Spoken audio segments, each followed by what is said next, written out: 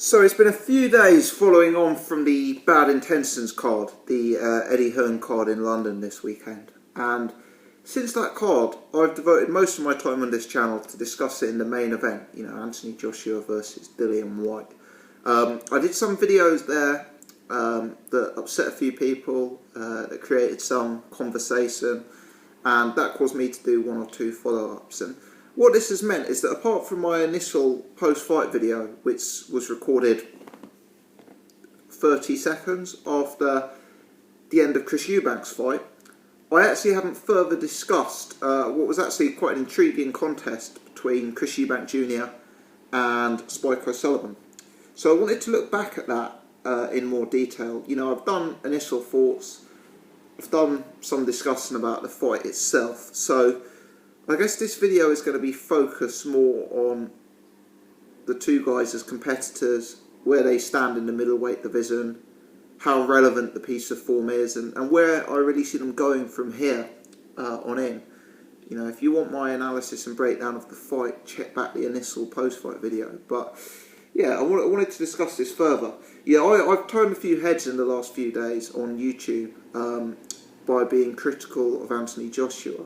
But for those who are new to my channel, I should say that in the past I've been extremely critical of Chris Eubank Jr. I viewed him as an inherently flawed fighter who's some way away from being complete. I viewed his corner and training situation as farcical. And I was very, very strong in my prediction that Billy Joe Saunders would defeat Chris Eubank Jr. You know, I was critical not only of Chris Eubank Jr. as a fighter, but also the level of opposition he'd been in with and the way he'd gone about his business. But I have to say, where are we? December 2015, that the Chris Eubank Jr. who faces us today, with Adam Booth in his corner, and I'm not saying that Adam Booth has necessarily made the difference, I'm just stating it because it is a clear change, but the Chris Eubank Jr. we see in front of us today is an improved fighter.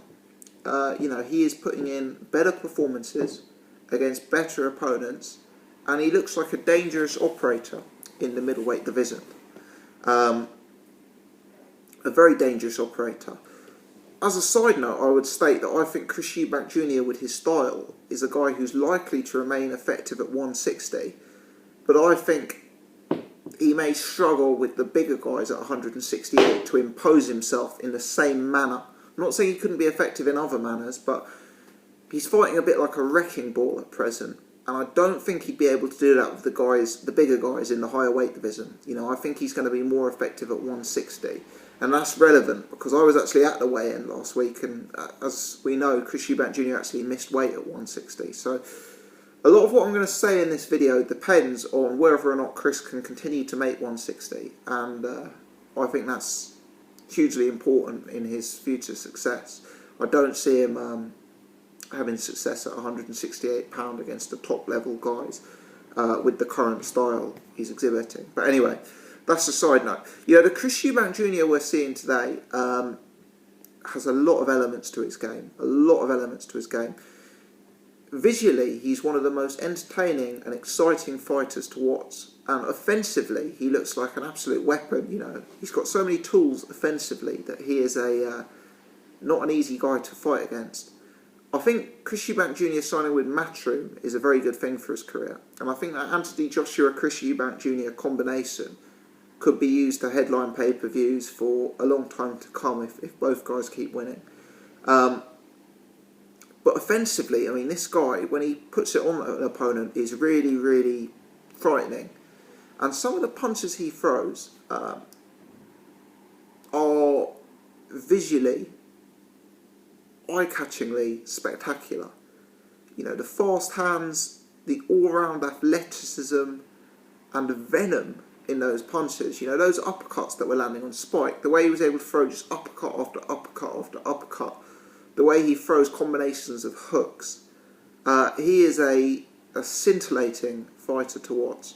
And when you combine that with the showmanship that he shows outside of the ring, when you combine that with the gamesmanship he often displays inside the ring, you know, the walking around, the facing the wrong way, all of that stuff, Chris Eubank Jr. does provide edge-of-your-seat television, and I think it's fair to say that Chris Eubank Jr. will not tend to be in stylistically boring fights, which certainly makes for entertaining viewing for us boxing fans. Spike O'Sullivan is also an offensively minded fighter, and I did think that this was going to be a collision of two guys who would meet, have a brawl, and the guy with the brute strength and brute power would probably get through. And to be honest, Chris Eubank Jr. fought offensively against an offensively minded fighter and beat him down. Really, really beat him down. I've long suspected Chris Eubank Jr. doesn't have the greatest one-punch knockout power in the sport. I mean, those of you who are slightly newer to the Chris Eubank Jr. bandwagon may not remember Tyan Booth taking him late, Bradley Price taking him late.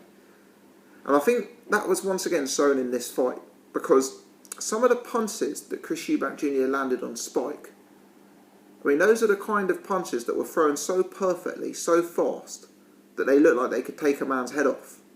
But they didn't even drop Spike. And to be honest, at no stage in this fight did I really see Spike as in danger of getting wobbled or dropped, Don't get me wrong, Spike is incredibly tough. He's obviously got a superb chin. But Eubank Jr. was the bigger man in there. He was landing some amazing punches and he wasn't rocking Spike. But what Eubank Jr. does have is an accumulation of punches, a relentless aggression. He fights at an extremely high pace. I was almost concerned in this fight he'd fought at too high a pace and that he'd get tired and be a sitting duck. But he was relentless in his offence. And, he was able to pretty much demolish Spike. He obviously hits hard enough. I mean, don't get me wrong. I'm certainly not sitting here saying that Chris Eubank Jr. is feather-fisted. But I do think he lacks the one-shot knockout power of Gennady Golovkin, David Lemieux, Peter Quillen. I view him as more of an accumulation puncher. Now, with that being said, and the one other thing I'd throw in is just the guy's raw athleticism is spectacular. He's one of the biggest natural athletes you'll see in the sport. But with that being said, with Eubank Jr. being an accumulation puncher, against top-level opponents, I think he's going to struggle to accumulate punches in the manner with which he did against Spike O'Sullivan. I've talked many, many times about the Billy Joe Saunders fight and how I feel that he struggled to deal with Billy Joe Saunders' elite-level movement. And he struggled to deal with Billy Joe Saunders' southpaw stance and bobbing and weaving in defensive mode. But when he goes up against the real top-class opponents, and that could be a Billy Joe Saunders rematch, that could be Daniel Jacobs, that could be Gennady Golovkin, is Chris Eubank Jr. going to be able to accumulate punches the manner with which he did against Spike O'Sullivan when you factor in what will be coming back his way? Because Spike O'Sullivan hits very hard, and credit for Chris Eubank Jr., because Eubank Jr. got caught 3 or 4 times very heavily. He looked in danger at times, but he stayed on his feet, and he recovered. He recovered a lot faster than Anthony Joshua did in his fight when he got tagged, for example. But when you've got a guy, those top-level guys hitting Chris Eubank Jr. back, is he going to be able to accumulate punches in the same way? Because I'll tell you this, Spike O'Sullivan, he's solid, he's British level, he's a solid fighter who hits very hard. But he's not technical, he's not accurate, he's not skilled. He didn't really use a jab, he was very one-dimensional, he didn't have a large punch variety. Imagine that jab that Gennady Golovkin used to punish David Lemieux. How would Chris Eubank Jr. going to be able to accumulate punches against that kind of operator?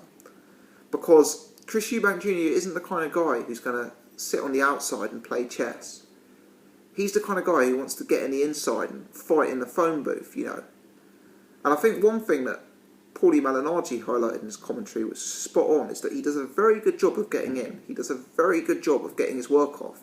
But then he hangs around for too long. And for me, that's just an indication of Chris Eubank Jr. being too inclined to brawl. Possibly because he feels that's his strong suit compared to pure technical boxing. Maybe it's because he got outboxed by Billy Joe Saunders and he knows that can happen again against a truly elite level boxer. But I just have concerns at the very top level. Because Spike O'Sullivan, he's a respectable fighter, but he's some way away from the top level. I have some concern that Eubank will not be able to fight in that same manner as he did against as he did against Spike O'Sullivan. I mean, people say he made a mistake in the Billy Joe Saunders fight by starting too slowly. Let me say I disagree with that. I don't think Eubank Jr. intentionally decided to give away the first 5 or 6 rounds because he was scared of running out of gas. I think he gave away the first 5 or 6 rounds because he didn't quite know how to deal with Billy Joe Saunders. I think Billy Joe Saunders put him back in his box in the same way, really, that Tyson Fury was able to put Vladimir Klitschko back in his box, and take away his offense. I think Billy Joe was too slick, too skilled, too awkward for Chris to really engage his usual style. And Billy Joe couldn't miss with the jab that night. And I think as Chris steps up in levels, people are talking about Danny Jacobs, people are talking about these big fights. I've still got those concerns about him, because the manner with which he fights like a bully. He's an aggressive guy. And I still have questions whether he'll be able to impose himself on someone who has that technical ability of a Saunders and who can hit back. I think movement could be Eubank's kryptonite, because what he likes to do is set his feet and throw power punches, and an awkward bobbing moving opponent is going to cause him problems. A moving opponent with a jab and a bit of power is really going to be a struggle for him. Someone like Gennady Golovkin, based on his David Lemieux fight, I would strongly pick above Chris Eubank Jr. at this stage. I really would. People talk about the Billy Joe Saunders rematch. At this stage, I'm still picking Billy Joe. Eubank's improved a lot since that fight, but I think Billy Joe will do as well. I don't think Billy Joe's stamina will fade as much. And I just feel that Eubank lacks the experience against quality movers. I think he's plying his trade against these guys like Spike O'Sullivan, who are good offensively fighters, but don't have that defensive element or that moving element to his game. People say I put too much emphasis on Chris Eubank Jr.'s lack of defence, but it's startling at times. Spike O'Sullivan couldn't land a glove on Billy Joe Saunders. He couldn't land a glove on him, and he caught Chris Eubank Jr. hard. Billy Joe couldn't miss Eubank Jr. with the jab when they fought. These are all things to note as he steps up in level. I'm not saying he's necessarily going to get knocked out. He appears to have a good chin. He appears to be tough and big. But it may inhibit him from producing his usual style if he's having to take regular jabs from a Gennady Golovkin, or if he's having to deal with the awkwardness of a Billy Joe Saunders. That's my thoughts at this stage, is that Chris Eubank Jr. is such an exciting fighter and such an interesting guy that they should try and hold him back a bit, Matchroom. People are talking about the Nick Blackwell fight for Eubank Jr. I think that's a winnable fight. I think that's an entertaining fight, and I think it's a good matchup at this stage. He needs those kind of fights. I said before the Billy Joe fight, he needs to fight the likes of Ryder, Spike O'Sullivan, Nick Blackwell. That level of opposition would be a very strong matchup for Chris Eubank Jr. before we start talking about Danny Jacobs. He's improving, he's looking good, he's extremely exciting. Can he deal with movers? Can he deal with jabbers? Will he be able to put his style across like that against more high-level guys? And what's his defence like? Questions still remain. Let me know your thoughts.